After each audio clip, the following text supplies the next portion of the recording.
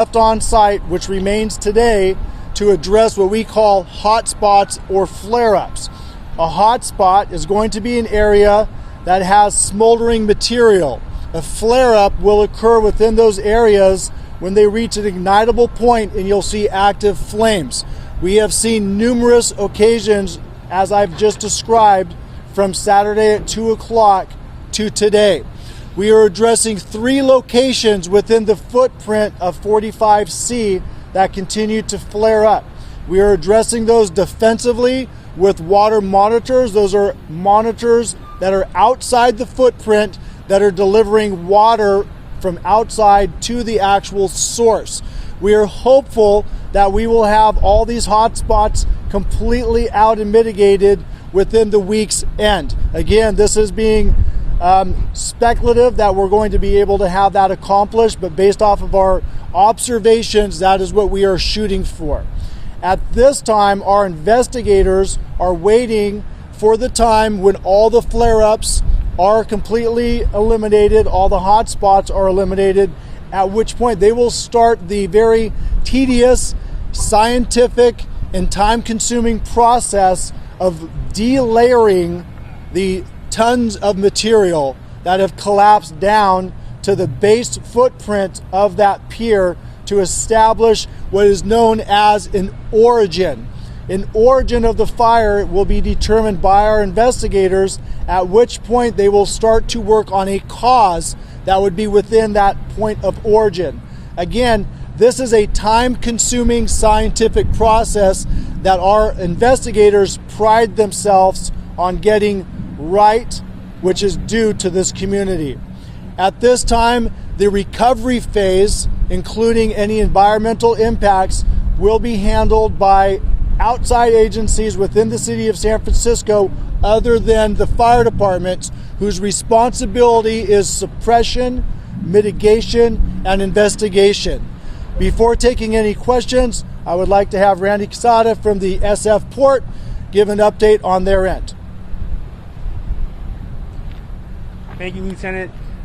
Randy Quesada with the Port of San Francisco. I am the Communications Director. The last name is spelled Q-U-E-Z as in zebra, A-D-A. I would like to report that we have been working very closely with the San Francisco Fire Department and our tenants who have been impacted by the fire on Saturday. Here at Pier 45, we have approximately 65 tenants directly impacted. In Shed C, we have about 30 to 35. We have been working closely to offer relocation assistance to the impacted tenants, including Red and White Fleet and the Jeremiah O'Brien and the other fishers who had storage equipment, materials, and goods there.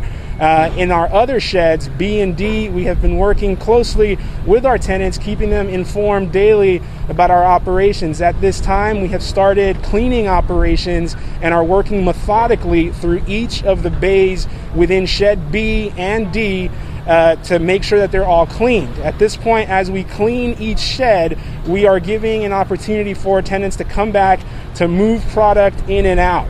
As we complete cleaning operations in a shed, we will allow them to return to fish processing operations. We are moving as quickly as we can, but we want to do this in a safe, orderly fashion.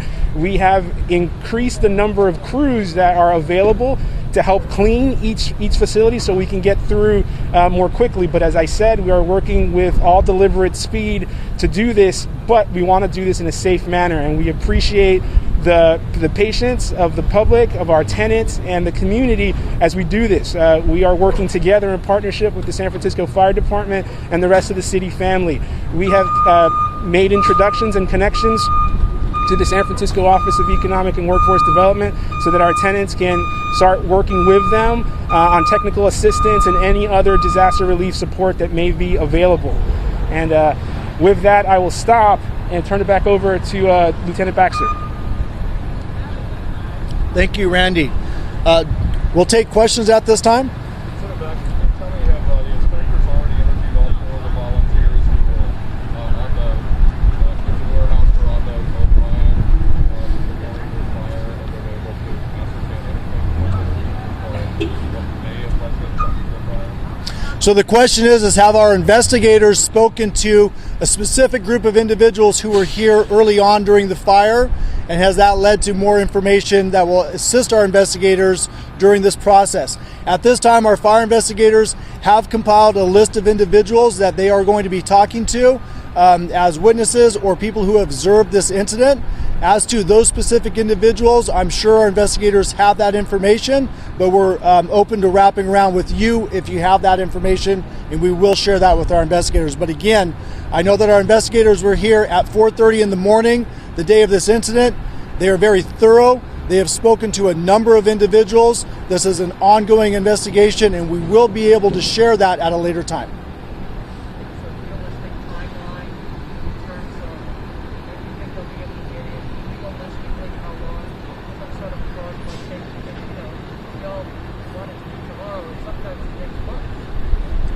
So the question is this a realistic timeline for getting people back into these positions? Now, there's two timelines here. The first timeline is going to be for Shed C, Pier 45 Shed C, and the fire department being able to release that shed back to the port so we can start demolition and recovery and rebuilding. We have to make sure that the public safety is first. Firefighters, first responders, safety is first, so that when we do get to the point where we can delayer this for our investigators, we are 100% sure that we are not in danger to do so. And then releasing that to the port so that we can go into the recovery, demolition, and rebuilding phase. We are hopeful that we are going to have this at a point where we can release it to, at a minimum, our investigators by week's end on Friday. As for the port, as Randy stated earlier, the efforts that they do have in place seem to be a very realistic timeline based on the conversations we have had with those who are assisting with the cleanup efforts.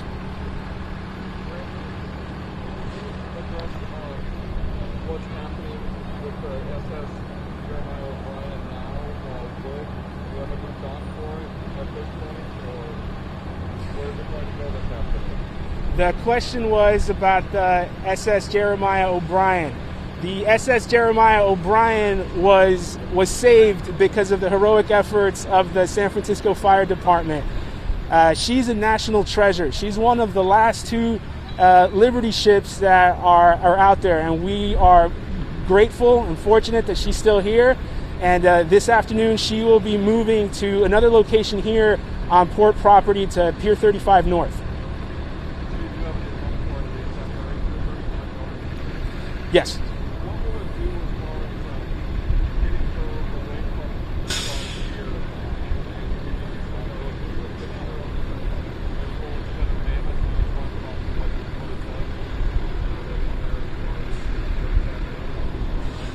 The question was, how will the movement of the Jeremiah O'Brien impact inspections and other work that needs to be done? Right now, our inspectors and investigators are limited in what they're able to do, as it is an active fire scene. It is still going on.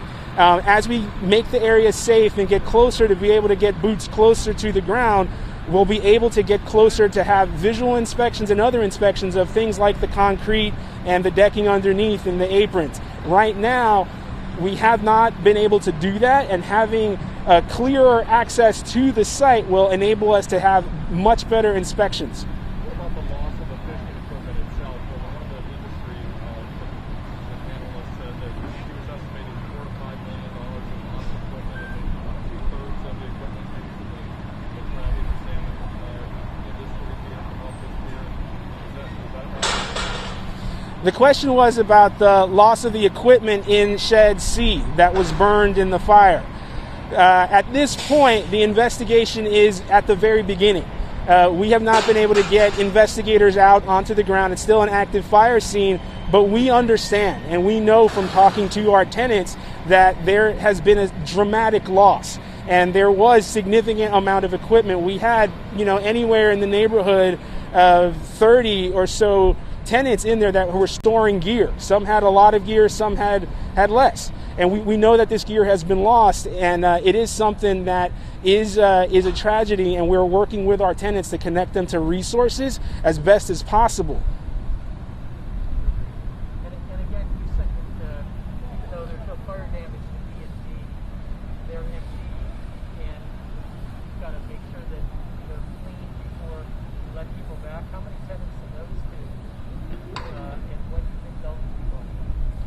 So the question was about damage to sheds B and D. B and D were spared from the fire. There is some smoke considerations in the air and particulate and things like that. So we are working to clean all of the individual bays and sheds B and D.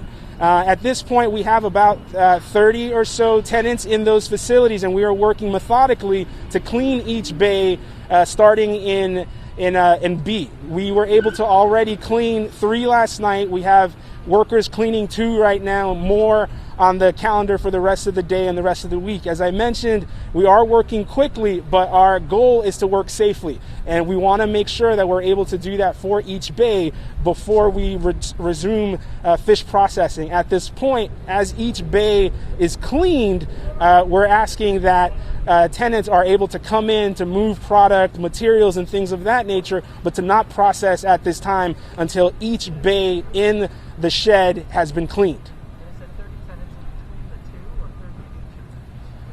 Between the two.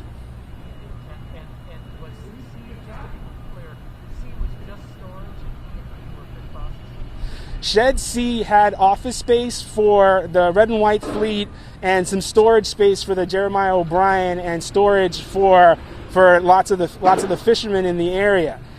Sheds B and D are where we have the fish processing, and shed A behind us you had the Musée Mécanique and some other office and retail spaces. Shed A was also spared and not impacted by the fire.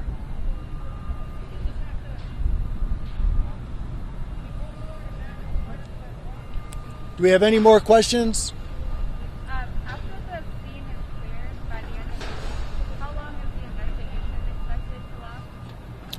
So the question is once the scene is released, how long will the investigation last? The investigation, again, is a very detailed, methodical, scientific process that the time it takes, we cannot pinpoint, or can we place a deadline on it? If we place a deadline on it, we may miss items. So we allow our investigators to do a thorough investigation at their own pace, allowing them to come to a conclusive decision based off of their scientifically proven based process on where the origin is and then where the cause may be. So again, unfortunately, I cannot give you a specific date, but we are actively working on it as we speak, as we have been doing since 4:30 the morning of this incident. Jonathan, is there any indication that there was anybody there at that time? I don't have the call time, but is there any indication that there was anybody there at the time? Is the surveillance video playing any role in helping answer that question? That's a great question. The question that was asked, are we sure that there was nobody in building 45C? Now, when we first arrived on scene, there was aggressive, rapidly progressive fire behavior within this building.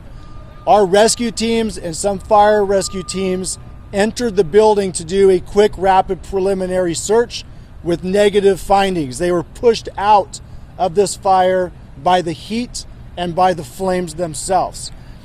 After they were pushed out, we continued to expend all efforts to determine if, from exterior sources, witnesses, video footage of the area, if we had anybody in the building. Currently, at this specific time, we do not have an indication that there was anybody inside the building. With that said, one of the areas that our investigators look at and will extend out to is if we had a person in that building, which again, at this time, we have no indications of that. Any further questions?